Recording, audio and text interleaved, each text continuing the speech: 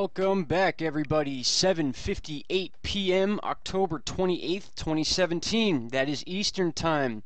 All right, we are dealing with Tropical Storm Philippe. It's actually Philippe, not Felipe, like I've been calling it for probably weeks now, but hey, nobody's perfect. Really quick, before we get into Philippe, I want you to notice this big, ugly-looking orange blob in the middle of the Atlantic. This is yet another disturbance that we have. It was at 10-20% over 5 days. It has jumped up now to 40% over the next 5 days. This could get interesting as well. I'm going to talk more about this a little tomorrow, depending on its progression overnight. Now, there's some high-pressure deals going on up in the North Atlantic that also involve the system that's moving across the U.S. that's going to meet up with Philippe and cause some crazy weather in the Northeast, guys. We are talking some places with 100-mile-an-hour gusts of wind. One of those places being New York. I saw one of those readings for New Jersey, which is why I put them on the thumbnail. But don't get me wrong, guys. Every single state here in the Northeast needs to watch out for this storm. There's going to be a lot of rain. We're talking 5 to 8 inches, some areas 10 inches of rain, and very quickly, too. This isn't going to be a long, drawn-out thing. This is going to be a very hard-hitting, fast storm. Down in South Florida right now, they're already beginning to feel the effects of this tropical system. Now, we have warnings and watches going on, which we're going to get into. But again, this system up here, as it moves with the jet stream over the North Atlantic, there's some pressures being built up that look to be forcing this thing in a southern direction and could possibly get caught up in our western warm water belt. That is for another video, though. We got to keep an eye on this system here, which we will be doing. But now, as far as Philippe goes, we got a couple things to talk about. Now, as of the data I've gathered now, as far as Florida goes, the worst of the weather Florida's going to get as far as Philippe goes looks to be a lot of heavy rain. There are some areas that have the warnings and watches going on right now. I do have that pulled up. We have tropical storm watches for all of this part of South Florida, clearly the Bahamas, all the way down into Clarence Town. It's obviously passing over Cuba. And the more it moves a little bit to the west, you're going to start seeing these warnings move inland a little bit and then almost parallel with Lake Okeechobee. So again, Florida and the Keys are now dealing with this system. A lot of rain is being dumped, and one of the major issues with this storm, believe it or not, is going to be possible tornadoes. And there's a few reasons for that. As this thing passes over Cuba and moves to the east side of Florida, you're going to catch a spin. Some of the radars are showing a little bit of a spin that hooks up just underneath Lake Okeechobee, and they are projecting tornadoes to be formed from this. So they haven't had any reports that I'm aware of as of now of actual touchdowns with tornadoes. But in the coming hours, especially overnight, which is the worst time to get this stuff, you may be seeing tornadoes spinning off of this system to the west side of it. Again, as this moves up through Cuba and over the Bahamas and into the east part of the Atlantic Ocean, or at least off the east coast into the Atlantic Ocean, there's a little piece that looks to hook up by Lake Okeechobee, and that could spin off tornadoes. So, in all reality, if you want to call it this, Florida's actually lucking out a little bit as far as the strong winds go. Right now we are at sustained winds around 40 miles an hour. It has picked up speed, and it is moving north in a northeast direction. Now, the reason for this speed pickup is because of our deep jet stream that is now flattening out like we talked about. It's doing exactly what we thought it would. That deep U we were talking about, I'm going to show you on the water vapor chart, has flattened out and is now pulling this system up really, really fast. And that is going to aid into these insane wind speeds that we may see in the Northeast. Now, again, this is not going to be a hurricane when it hits the Northeast. So some people might be like, so how could we get 90 to 100 mile an hour winds? I'm going to explain that. It's because of the interaction of these two systems and the speed at which it's being pulled up to the north. So we're going to look at a few different things here. As you can see right here now, Saturday night, 8 p.m., which is around right now, this thing is right around this area of Cuba. And current projections have it again staying just to the east of the south tip of Florida, but again, because of that close skim, we have a piece that peels off into the Lake Okeechobee area and could cause tornadoes, guys. Florida's got to be ready for tornado warnings. They're already getting drenched with a lot of rain, and that is just projections. We could get more of this, and any sort of shift between now 8 p.m. and even Sunday 2 a.m. you see it should be about here. Any little shift in this area could put this thing closer to South Florida, giving it more of an effect. So again, because of the amount of time it's spent in this area, we didn't see development into a hurricane. We are clearly a tropical storm right now, but that's actually a good thing. Now, the interaction with Cuba is going to help South Florida a little bit here, but again, that could also shift the storm in a position where it actually clips the south part of Florida a little more than projected. But you see this deep red color here. This is also has to do with wind speed, and you can see just the gaps, how these gaps get bigger almost every section we move. So basically Sunday 8 a.m. it's projected to be here, and then 24 hours later, look how much space it is covered being all the way up here on Monday 8 a.m. So you can just get an idea of how fast this thing is moving.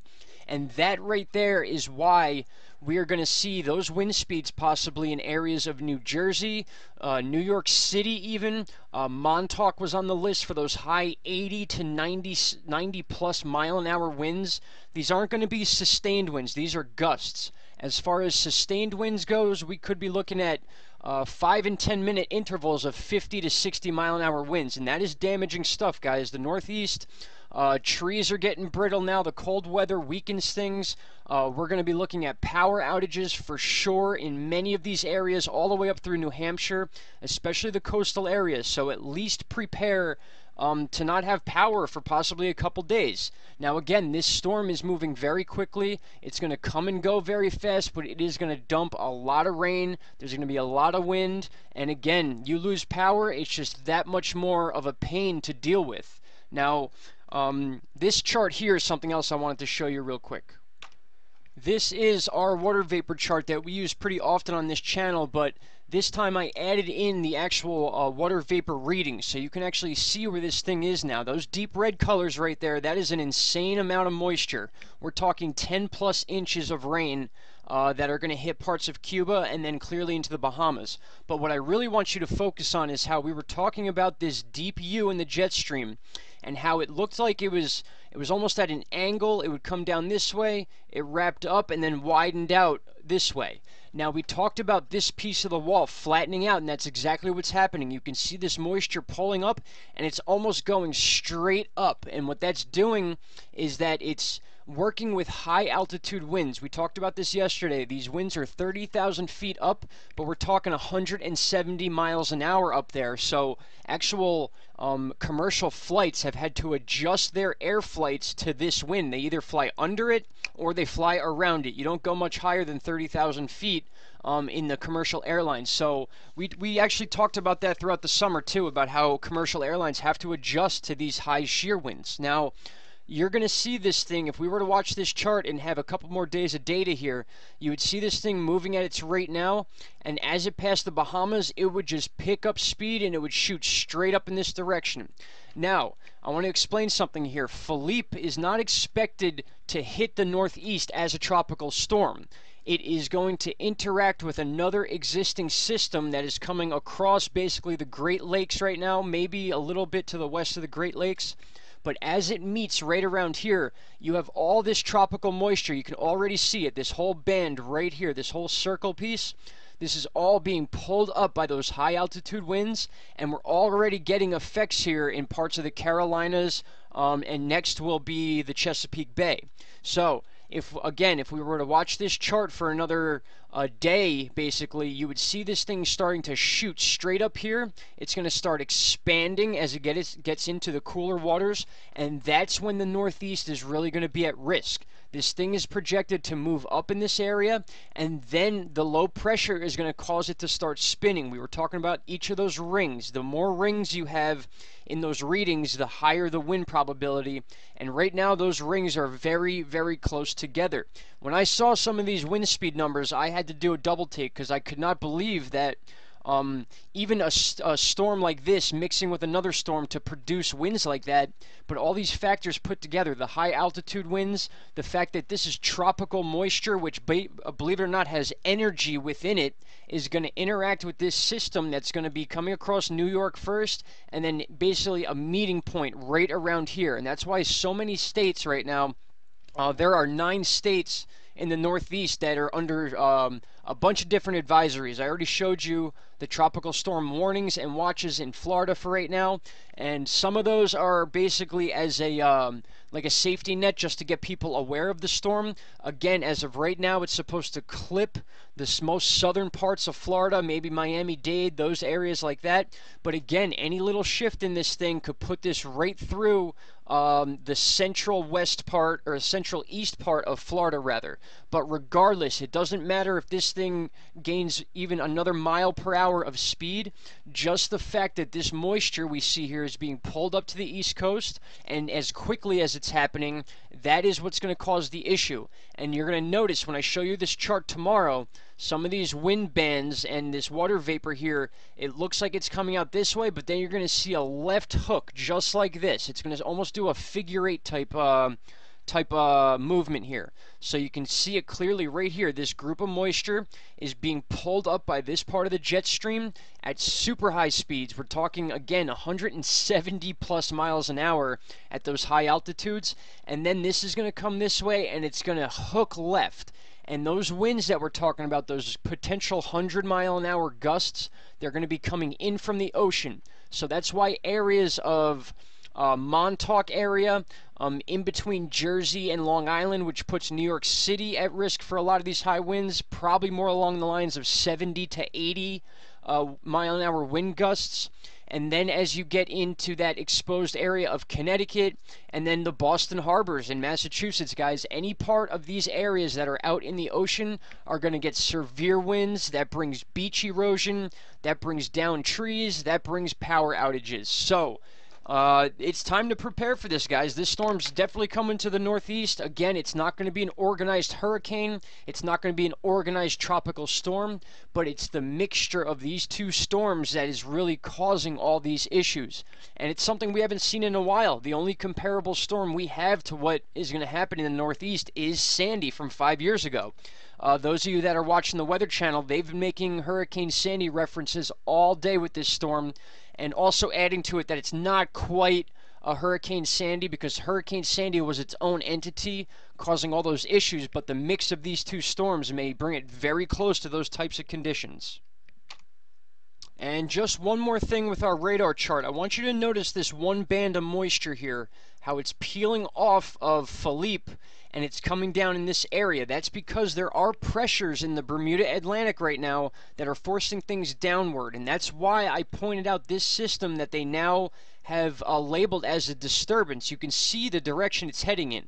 It's heading in a southeastern direction, and if this thing keeps heading south, guys, it may get caught up in this area and start getting pushed back into this way. And the water belt from the west coast of Africa all the way through the Caribbean is still 80 degrees plus and can very much produce a hurricane. So we need to keep an eye on this system too. You can see it gathering momentum quickly.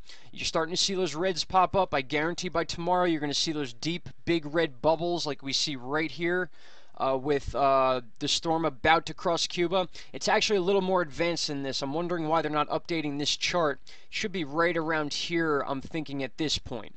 So finally, we're going to take a look at, well, let's look at the spaghetti plots first. So this is the current idea of where this thing might go. So there is still a chance that Philippe as a system may be able to bend to the left. Again, regardless, even if it starts moving out to the right into the Atlantic, there is a lot of this moisture that is going to hook left, and that's where those winds are going to come from. But then on top of that, to make it even worse possibly, the storm itself could just stay left and go right into these areas. We're talking, that's the tip of Long Island. That is the areas of Montauk and right into Connecticut. So we have to still keep an eye on these spaghetti plots, even though we're talking a day and a half, possibly 2 days to work with here. So the timing is getting lower. I'm not expecting much more change with these spaghetti plots until the storm is about parallel with the Carolinas. But that's why all these areas, all 9 different states, have to be aware of this storm. Very serious situation. We're not going to get snow out of this unless you're in super high elevations. In some of these areas, it may produce snow, but this is going to be a big rainmaker and a lot of wind, a lot of beach erosion, and a lot of people in the dark. So let's take a look at Tropical Tidbits and see what our graphics have to say before we let you go here. This is the CMC. I'm going to play it as if, well, this is today anyway. So going through Cuba, you can see right there, as of right now, CMC has that as the closest approach to Florida. Notice how the low pressure ring is in just under Lake Okeechobee here. Now that is what I'm talking about with the tornado being produced. As this thing whips by, there's going to be pieces of this that hook left into Florida, just like the system's going to do when it gets into the Northeast. And that's why you're going to get your tornado warnings and possibly touchdowns. So if you haven't already heard about it, guys, anyone in South Florida, it's time to put your local news on and be prepared to get those warnings, because more than likely that's what's going to happen. Now, as I move it up, you can see we've been talking about how that expansion is going to happen as it starts getting pulled up to the north very quickly. And then that's where the issues are going to come. You can see in this frame, let me back it up one frame, right there, these purple colors here, that's when you're going to see that left hook into these states, and that's why all of Long Island, you got parts of New Jersey, and then New York City is also in these purple areas. You can see that the red is it's cutting it so close that even the north side of Long Island and the gap of water, the Long Island Sound into Connecticut, doesn't have those purples yet. That's how pinpoint some of these winds are going to be, these 100-mile-an-hour gusts that we may see. I'll move it to the next frame, and this is when the northern parts of Connecticut and then the Massachusetts areas and even higher, even New Hampshire and then into Maine are going to have some major issues with this as well. Purple colors up in the Northeast this time of year, those are severe storms, especially when it's not snow. This is going to be a very big wind event too. Not just for the coast. This is going to move inland no matter what, but I'm talking about those high-level winds, those 80, 90, 100-mile-an-hour gusts. Those are going to stick more along the coasts. And then as we move out, you can see it comes in quick, and it spins out very quickly. But it is a low-pressure, counterclockwise spinning storm, so all that wind's coming in from the ocean. Let's check out the GFS model. I'll back it up here. You can see a similar deal going on with the GFS as far as how it's going to interact with Florida. You can see right there, it even shows a little bit of that left hook into Florida, which could spin off those tornadoes. Again, a lot of rain in Florida, 3 to 5 inches in many areas. But once we get to here, guys, this is when you're going to start seeing those 6 to 8 inches of rain along the coasts, a lot of it inland as well. New York City is going to be very windy, very wet. It's going to be just a very bad day for a lot of people in the Northeast, including myself. So I'm already preparing for it. I got candles, I got batteries, all the stuff I need basically from hurricane season. No, I wouldn't give any reasons to get in any sort of panic, guys. It's going to be one of those hunker down situations. If you're on the coast, like literally on the coast, yes, I would be a little worried about this. I would make some plans to maybe go inland a little bit because of the threat of those super winds. But you can see it yourself here, guys. These deep purple colors are no joke. And GFS and the CMC are a little bit off, but you can see how it skips a frame here. You can see the purple here in one frame, and then the next frame it kind of jumps up, and that's only because of the timing. It only takes a snapshot every couple hours, but don't think those purples aren't covering these areas. You're going to have these colors all over Long Island, a lot of Connecticut, and then again up to New Hampshire, the east parts of New York, and even some of this is whipping in as far as Pennsylvania, the Scranton area, Wilkes-Barre, places like that. So I will keep you guys updated if we get any more significant updates with Philippe down in this area. If it makes any shifts, I will bring them to you, but basically almost 100% chance that this thing is going to be very severe for these states in the Northeast. So time to prepare for that. I will be back shortly, guys. Current numbers right now are 40-mile-an-hour sustained winds, 1,002 as the pressure. It is dropping, and it's going to drop to about 960 here, and that also is why we're going to see those crazy winds. All right, guys, I hope you're all having a great night. I'm going to be back in a little bit. If not, then we will talk first thing tomorrow morning. All right. Thanks a lot, everybody. Bye-bye.